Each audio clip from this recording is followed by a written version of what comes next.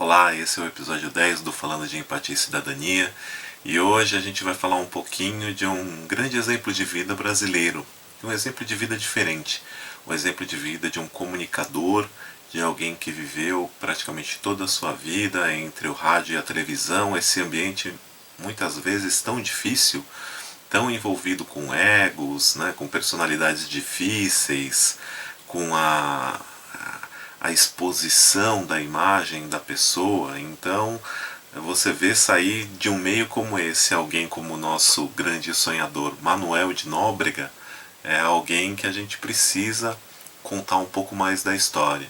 E eu sempre digo que Manuel de Nóbrega é um dos maiores exemplos da diversidade entre os grandes sonhadores.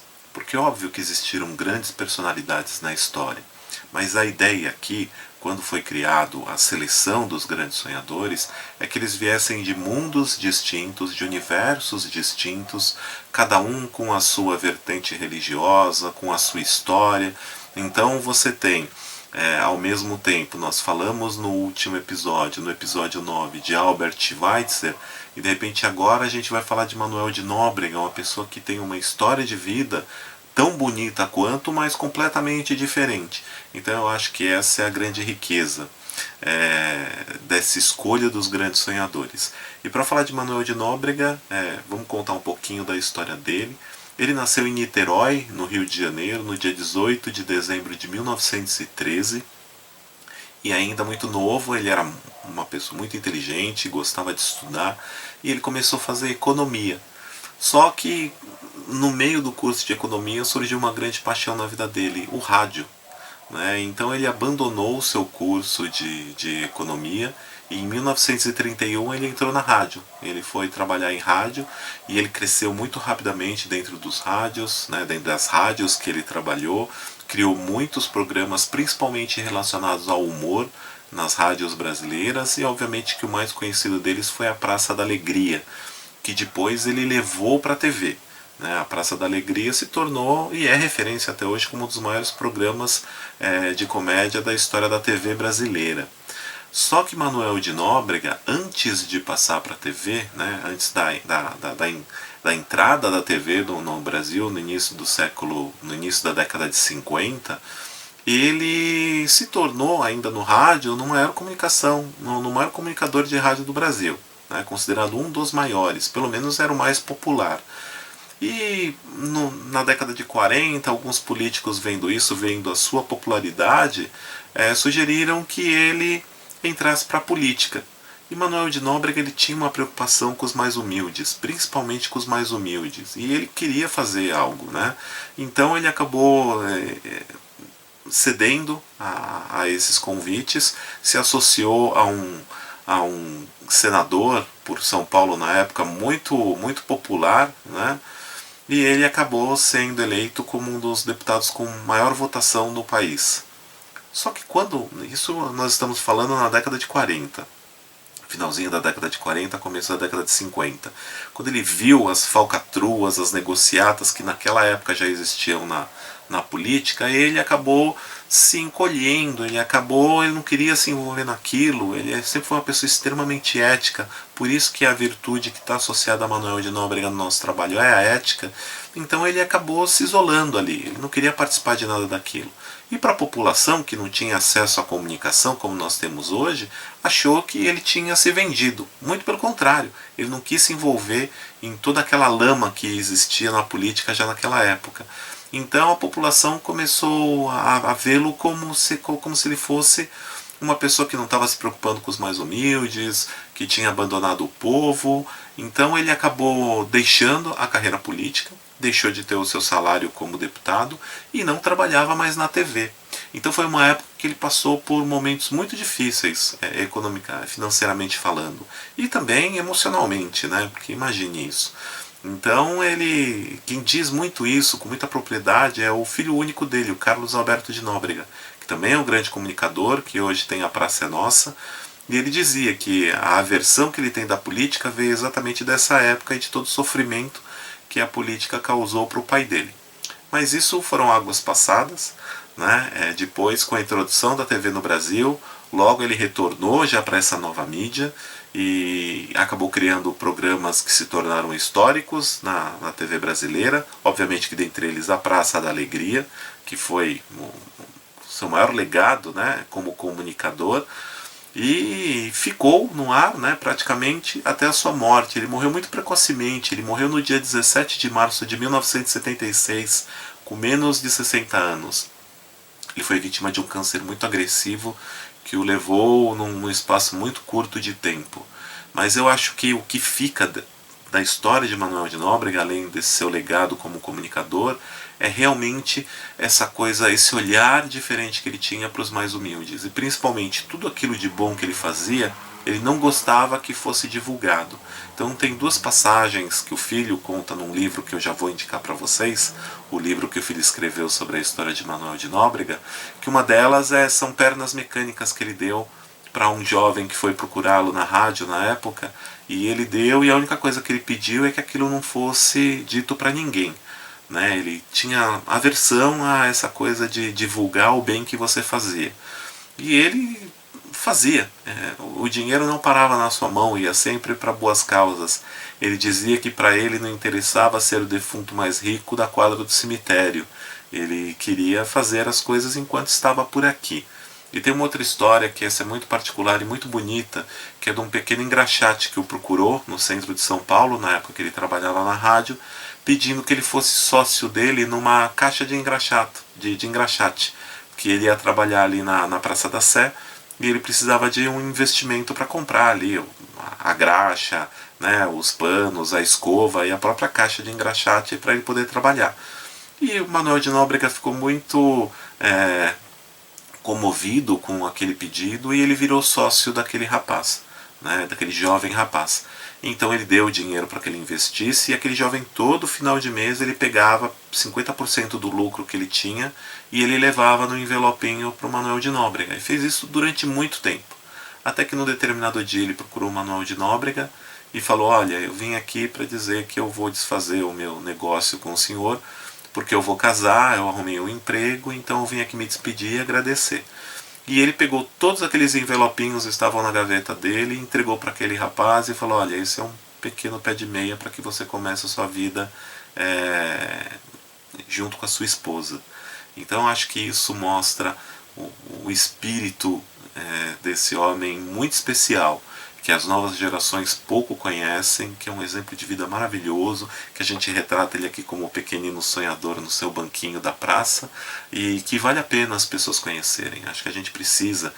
Esse também é uma das maiores finalidades do nosso trabalho. Não buscar apenas exemplos de vida que as pessoas conheçam, aqueles mais populares, como Chaplin, como Gandhi, como Martin Luther King, mas também ir atrás de exemplos que as novas gerações não conheçam tanto e possam conhecer. Eu acho que fica aqui o exemplo de vida desse homem maravilhoso, com uma ética, um exemplo de cidadania maravilhoso, e que a gente precisa conhecer e passar adiante. Livros e filmes sobre Manuel de Nóbrega. Infelizmente não tem nenhum documentário e nenhum filme que eu possa indicar para vocês que eu tenha. Né? Nunca foi feito nada nesse sentido.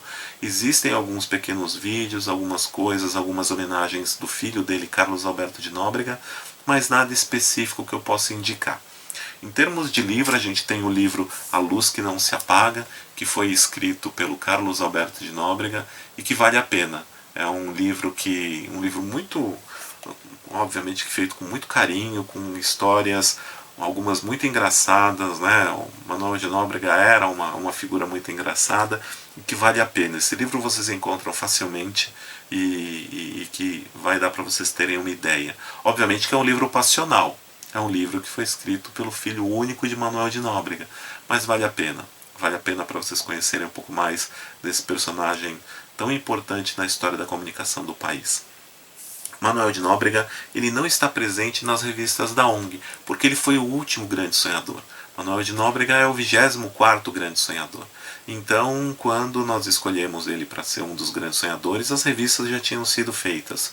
Então, ele não está presente em nenhuma das duas revistas da ONG. Mas ele está presente em um dos folhetos da ONG, né, e do projeto Passageiros da Esperança, o folheto Grandes Sonhadores 4, que é esse daqui, né? E a frase dele é a frase que abre esse folheto, que é uma frase muito particular, em que ele diz que o tempo que você levar para falar mal de alguém, use-o para falar bem de quem merece. E essa frase ele disse para o filho dele, né? Numa passagem onde o filho dele, Carlos Alberto de Nóbrega, teve aversão à política por tudo que o pai passou. Então, quando ele já trabalhava como redator do pai, de Manuel de Nóbrega, que ele foi muito novo, com 18 anos ele foi trabalhar com o pai dele como redator, né, já na TV, e ali ele escreveu uma piada envolvendo esse político que fez o pai dele passar por tantos perrengues. E quando Manuel de Nóbrega viu aquilo, falou: filho, esse homem realmente ele não vale nada, só que ele tem esposa e tem filhos, então não faça isso. E ele disse essa frase: o tempo que você for levar para falar mal de alguém, use-o para falar bem de quem merece, né? E mais um ensinamento de Manuel de Nóbrega, não só para o filho, como para todos nós. No livro Pequeninos Sonhadores, nós temos ele aqui presente, relacionado à ética, como eu já disse para vocês, e ele está aqui, exatamente com essa frase que eu acabei de falar para vocês. Nós não temos muitas frases de Manuel de Nóbrega, então essa frase ela é muito presente em tudo aquilo que a gente fala dele. Nos livros da ONG, ele está presente no livro As Reflexões de um Sonho que Não Tem Fim. Ele está presente aqui numa parábola muito interessante chamada Esopo e a Língua, e tem aqui exatamente essa frase que a gente já tanto falou e que encerra. E nós temos ele presente também no livro Um Sonho que Não Tem Fim, e aí numa parábola dele, que na verdade não é uma parábola. Nós temos ele presente aqui numa carta que ele deixa na mesa do filho, quando o filho dele vai trabalhar com ele, vai começar a trabalhar com ele. É uma carta linda, onde ele fala para o filho dele sobre ética, né, sobre essa visão que ele tem que ter, principalmente para os mais humildes. Então fica na página 161 desse livro. E o título dela é Carta ao Meu Adorado Filho. Vale muito a pena, gente. Vale muito a pena para vocês. Vocês querem conhecer um pouco da essência de Manuel de Nóbrega?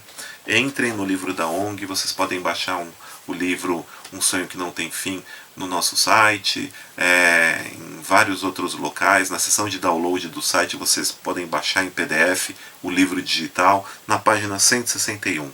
Carta ao Meu Adorado Filho. Vocês querem entender quem foi Manuel de Nóbrega? Deem uma olhada nesse texto. É um texto curto de 2 páginas e que fala muito sobre esse homem tão especial.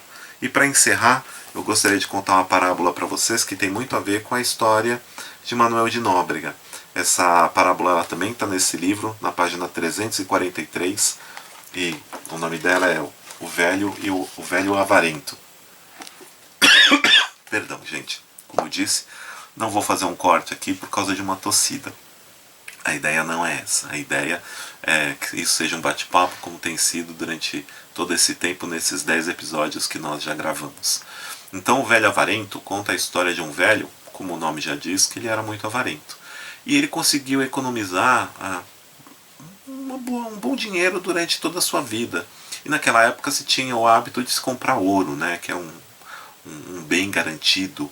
Então ele tinha, todas as suas economias foram transformadas numa barra de ouro que ele tinha. E ele enterrava essa barra de ouro no seu quintal, né? E ele tinha loucura por aquilo. Então todo dia de manhã ele ia até o quintal, ele abria aquele buraco, olhava aquela barra de ouro e depois enterrava novamente. Todo dia ele fazia isso, durante anos. Então era uma coisa tão particular que muitas pessoas na região já sabiam, mas era uma comunidade calma, pacífica, nunca ninguém mexeu ali na barra de ouro daquele senhor. Até que num determinado dia ele foi ali pela manhã escavar ali aquele buraco para ver a sua barra de ouro, quando viu que ela não estava mais lá. E ele se lamentou muito, chorou demais, e um vizinho viu, né, o seu desespero, chegou até ele e ele explicou, falou: roubaram a minha barra de ouro, roubaram o único bem que eu tinha nessa vida. E aquele vizinho virou para ele e falou: ué, o senhor pode pegar um tijolo e enterrar no mesmo lugar. O senhor nunca utilizou a sua barra de ouro, o senhor deixa o tijolo ali como sendo a barra de ouro do senhor, vai ter a mesma utilidade. Então eu acho que essa parábola conta um pouco sobre muitos de nós, conta um pouco sobre essa loucura da avareza que tanto mal faz, né, para a nossa sociedade, e mostra um pouco do outro lado, que foi Manuel de Nóbrega, que ao invés de acumular riquezas, ele tinha esse olhar especial para os mais humildes, para aqueles que mais necessitavam. Eu espero que vocês tenham gostado desse episódio, dessa história tão bonita como foi, né, a história e o legado de Manuel de Nóbrega. E eu convido vocês para verem o episódio 11, onde nós falaremos de uma mulher muito especial, que deixou um legado maravilhoso e é uma história realmente impressionante que todos nós precisamos conhecer. Nós falaremos da história da americana Helen Keller, um exemplo de superação, um exemplo de voz ativa para defender as causas das pessoas que mais necessitam, as pessoas portadoras de necessidades especiais. Ela se tornou a voz ativa em defesa dessas pessoas, principalmente na primeira metade do século XX. Vale muito a pena vocês conhecerem um pouco da história dela no nosso episódio 11. Um grande abraço para vocês, mais uma vez, muito obrigado por vocês estarem vendo essa série.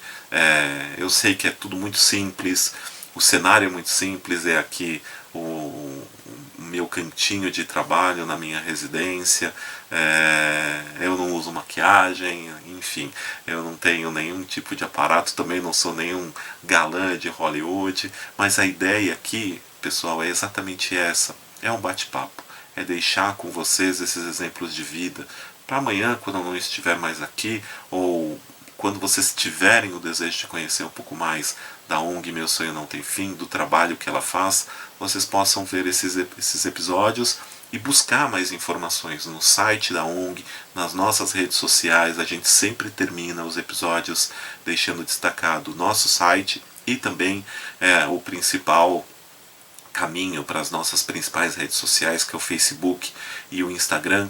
E então eu repito aqui, né, aproveitando para que vocês deem uma olhada. O nosso site é meusonhonãotemfim.org.br e as nossas principais redes sociais, @meusonhonãotemfim. Lá vocês encontram muita coisa bacana, não só dos grandes sonhadores, como de outras grandes personalidades.